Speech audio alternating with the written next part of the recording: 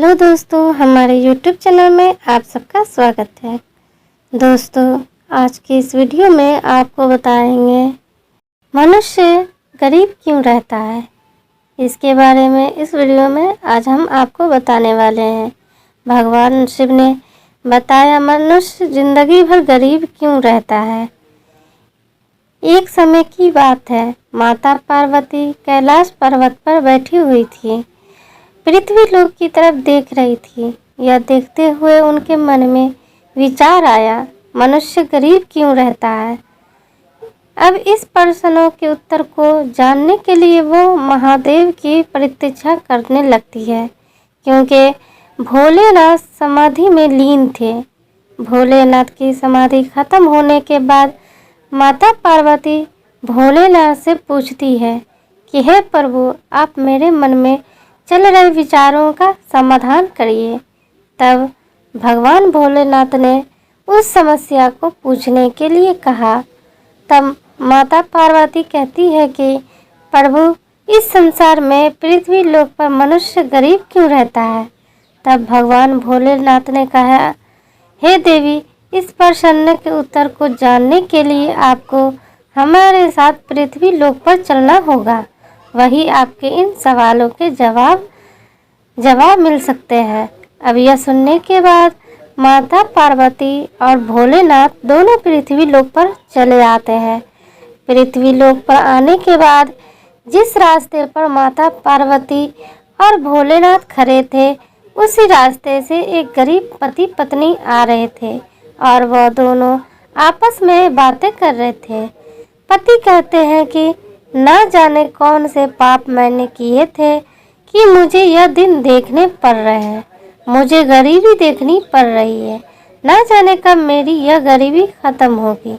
हम रोज कमाते हैं, तब भी हमारे परिवार का भरण पोषण नहीं होता है। हम रोज कमाते हैं, तब भी हमारे परिवार का भरण पोषण ठीक से नहीं होता। पिछले जन्म में ना जाने कौन से पाप मैंने किए थे, जो इस जन्म मुझे गरीबी के रूप में देखने पड़ रहे हैं।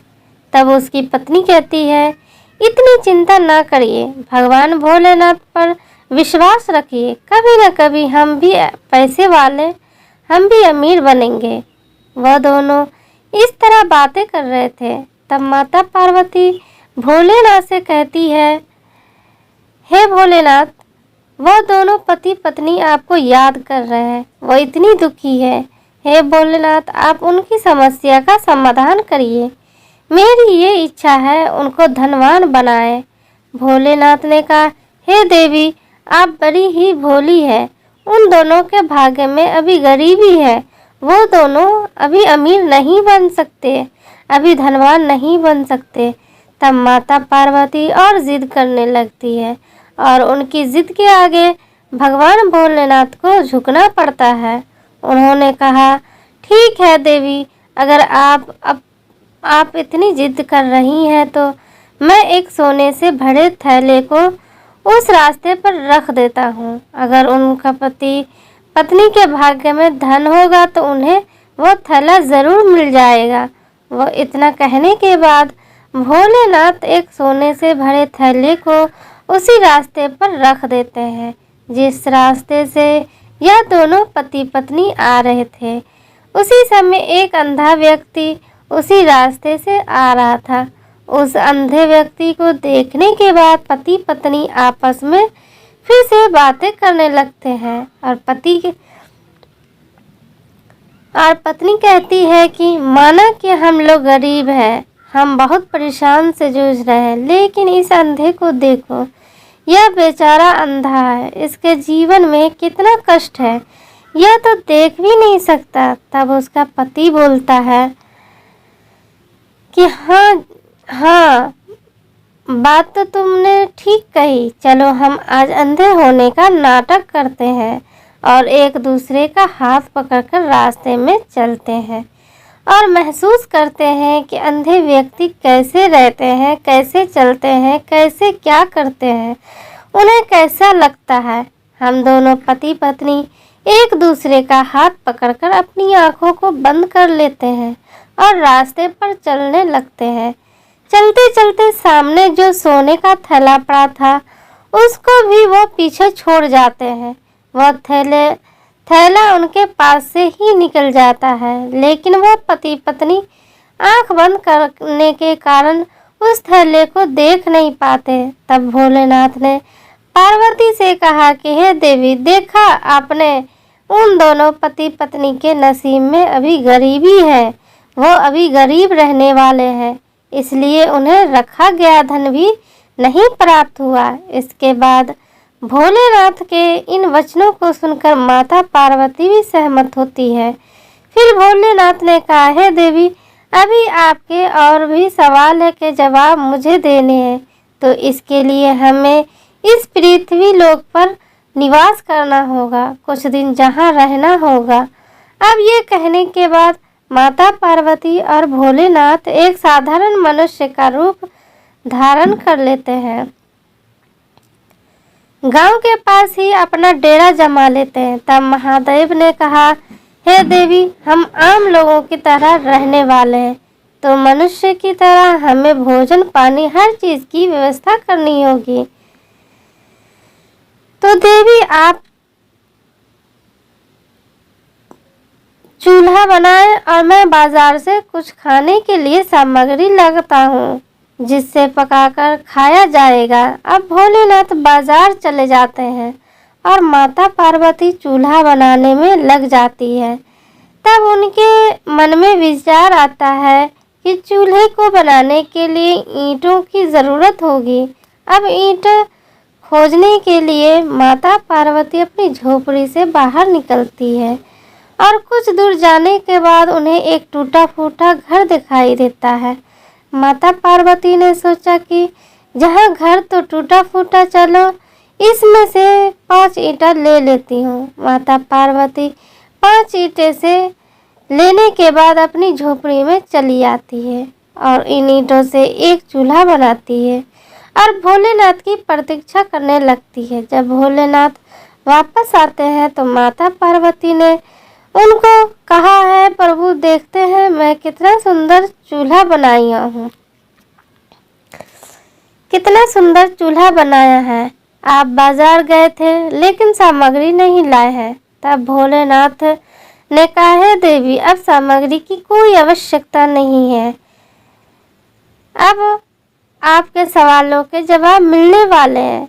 हे देवी, आप चूल्हा बनाने के लिए ईंटें कहाँ से लाए? तब माता पार्वती ने कहा, प्रभु, पास में ही एक टूटा फूटा घर है, मैं उस घर में से ही इन ईंटों को लाई। महादेव ने पूछा, टूटा फूटा घर ही क्यों, आप किसी अच्छे और सुंदर घर से क्यों नहीं लाए? माता पार्वती ने कहा, मैंने देखा वो घर बहुत सुंदर है, उन घरों की रख रखाव बहुत सुंदर से की गई है। घर इतने सुंदर और मजबूत थे, मेरा मन नहीं हुआ कि उन घरों को बिगाड़ कर वहाँ से ईंटा लेकर आए, तो इसलिए मैं उसे टूटे फूटे घर में से लेकर आई। तब भगवान भोलेनाथ ने कहा, आपके सवालों का उत्तर तो यही है कि इसके बाद भी माता पार्वती नहीं समझ पाए। तो भोलेनाथ ने समझाया और कहा, देवी, इसी प्रकार मनुष्य भी अपने जीवन में अच्छे कर्म द्वारा पुण्य की अर्जित करता है। उसी पुण्य के कारण वह जीवन में अमीर होता है। जो व्यक्ति अपने जीवन का महत्व समझता है, वह व्यक्ति अपने जीवन में धर्म कर्म पुण्य दान का कार्य करता है, भलाई का कार्य करता है और परोपकार करता है। वह व्यक्ति एक तरह से पुण्य अर्जित करता है और उस पुण्य के कारण ही वह धनवान होता है, चाहे वह पुण्य उसके अगले जन्म का हो चाहे इस जन्म का, लेकिन उसे मिलता ज़रूर है।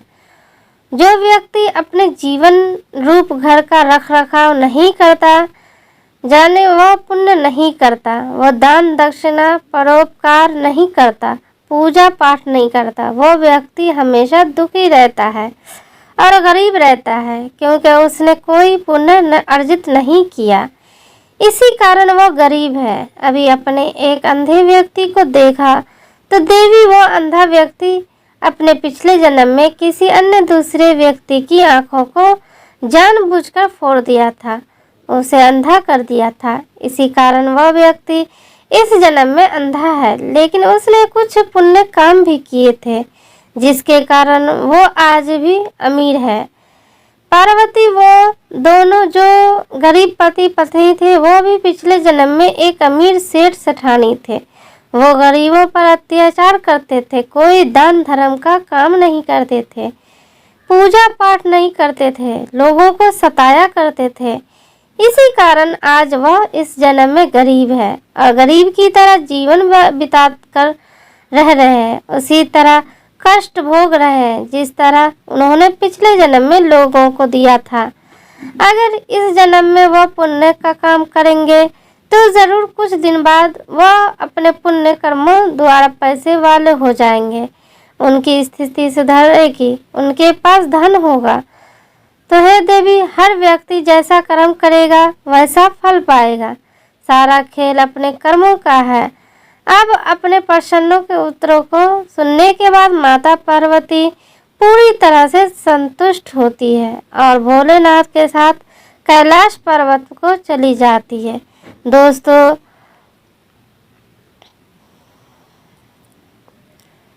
ये थी हमारी आज की कहानी। इस कहानी से हमें शिक्षा मिलती है कि हमें हमेशा अच्छे कर्म करने चाहिए। अगर आपको आज की ये वीडियो अच्छी लगी हो तो प्लीज़ वीडियो को लाइक करना, शेयर करना और चैनल को सब्सक्राइब करना बिल्कुल ना भूलना। और हाँ, कमेंट बॉक्स में ज़रूर बताइए आपको ये कहानी कैसी लगी हो। तो दोस्तों, अगले वीडियो में फिर मिलते हैं।